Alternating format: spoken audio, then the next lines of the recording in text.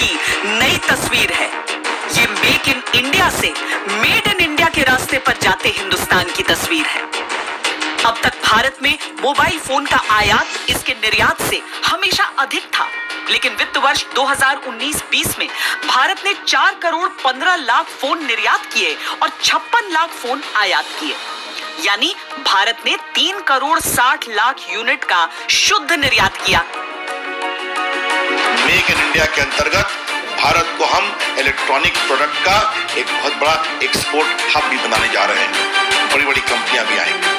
बहुत जगह प्रोडक्शन शुरू भी हो गया इस पूरे लॉकडाउन के बाद। पूरी दुनिया में 198 देश मोबाइल फोन का आयात करते हैं, लेकिन अब तक केवल 2 देशों का वर्चस्व रहा था एक्सपोर्ट करने में, चीन और वियतनाम।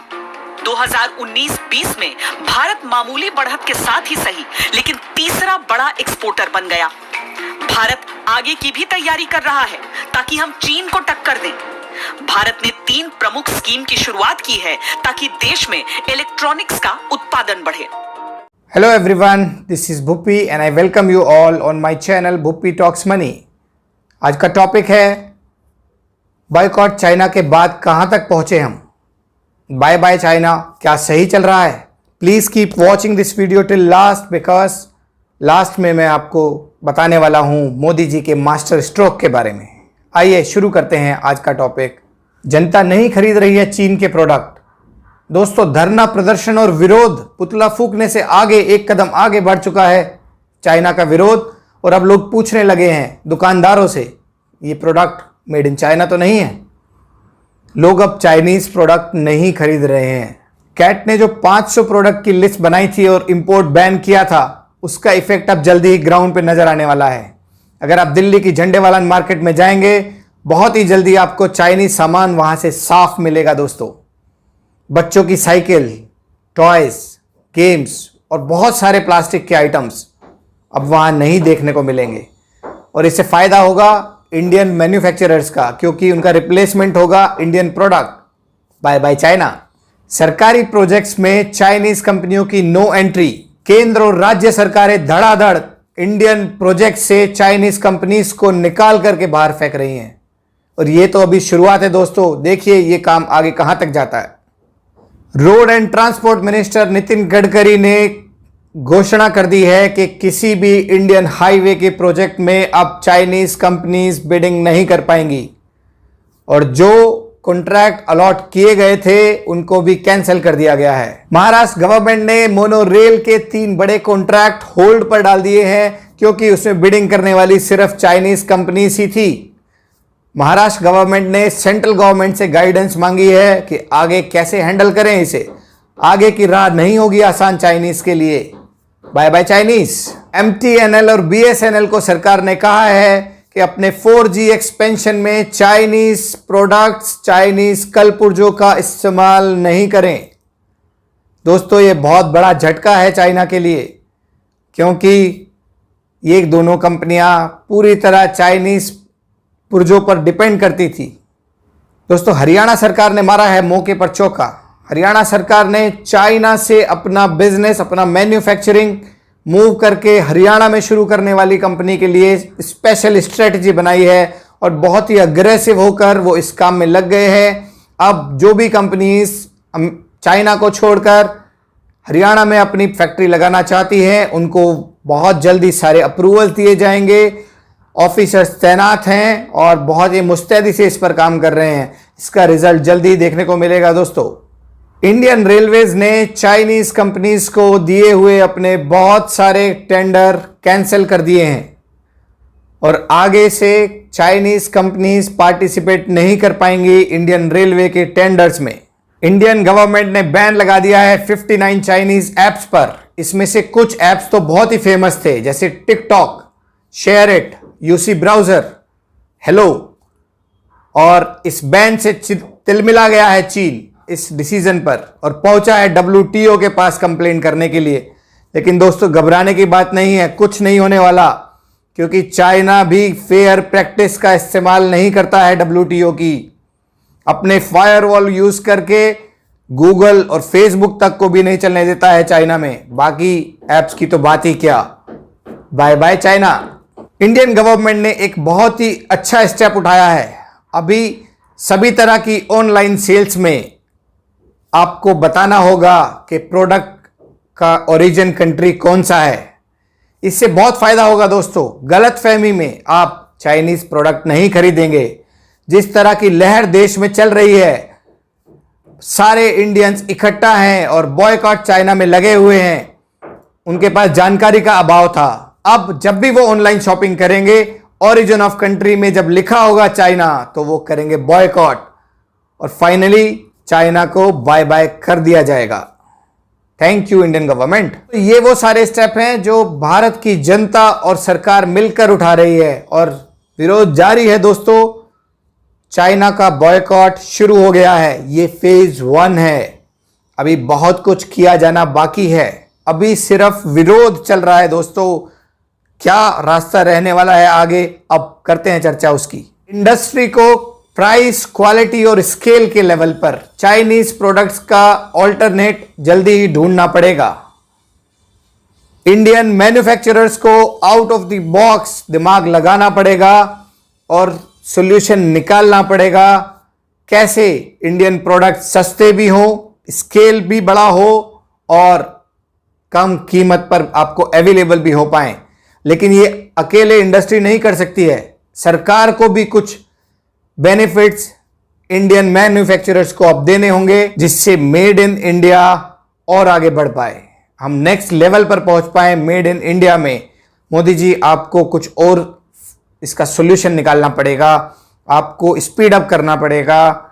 इंडियन इंडस्ट्री को सपोर्ट करना पड़ेगा, जिससे जो रॉ मटेरियल हम चाइना से खरीदते हैं, हमारे उद्योगपति इंडिया में ही बना पाएं, स्केल अप कर पाएं और इंडस्ट्री की डिमांड को पूरा कर पाएं, जो बहुत ही डिफिकल्ट है। इसमें कुछ टाइम लगेगा। टेक योर टाइम, लेकिन स्टार्ट करें दोस्तों। रॉ मटेरियल भी अपना और फिनिश प्रोडक्ट भी अपना। और बाय बाय चाइना। इंडिया को जुटाना होगा ज़्यादा से ज़्यादा डिप्लोमेटिक सपोर्ट। ज़्यादा से ज़्यादा कंट्रीज को अपने साथ लाकर खड़ा करना होगा। अमेरिका है, इजराइल है, ऑस्ट्रेलिया है। रशिया की चुप्पी टूटी नहीं है दोस्तों। लेकिन कल ये खबर आई है कि अपने बड़े भाई रशिया की पीठ में भी छुरा घोंप दिया है चाइना ने। चाइना ने रशिया की एक सिटी पर जमा दिया है अपना हक। अब देखते हैं रशिया क्या करेगा। रशिया को भी आना ही पड़ेगा इंडिया के साथ। हमारी डिप्लोमेसी बहुत स्ट्रांग है मोदी जी, आपके लीडरशिप में। हमारी सरकार को और देशों को अपने साथ जोड़ना होगा। मोदी जी के नेतृत्व में यह काम बहुत अच्छे से चल रहा है दोस्तों। भारतीयों को गैर जरूरी सामान जो चाइना में बने हैं, उनको इमीडिएटली बंद करना होगा। ये बड़े पैमाने पर हो रहा है। इसका असर बहुत जल्दी देखने को मिलेगा।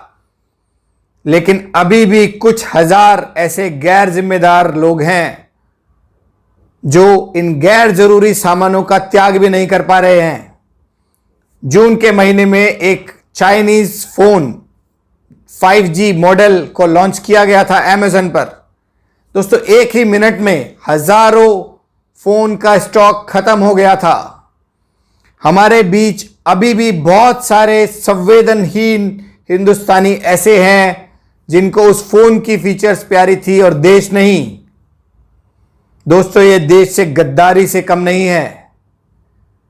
क्या आप गैर जरूरी सामान को भी त्याग नहीं कर सकते हैं? फोन चाहिए, आपके पास ऑप्शन अवेलेबल हैं। सैमसंग है, एप्पल है, माइक्रोमैक्स है, लावा है और भी कई सारे ऑप्शंस हैं जो चाइनीज नहीं है। दोस्तों, अगर आपका पड़ोसी आपकी मां को गाली देगा तो क्या करेंगे आप जाकर उसका सिर फोड़ देंगे। और इधर चाइना ने हमला किया है और हमारे सैनिकों को मारा है। और हम 1 मिनट के अंदर सारे के सारे मोबाइल फोन खरीद लेते हैं। दोस्तों, सुधार करना है हमें इसमें। सोचे प्लीज। और आगे से कोई भी चाइनीज मोबाइल्स की जब सेल आती है, कंट्रोल योर इमोशंस प्लीज।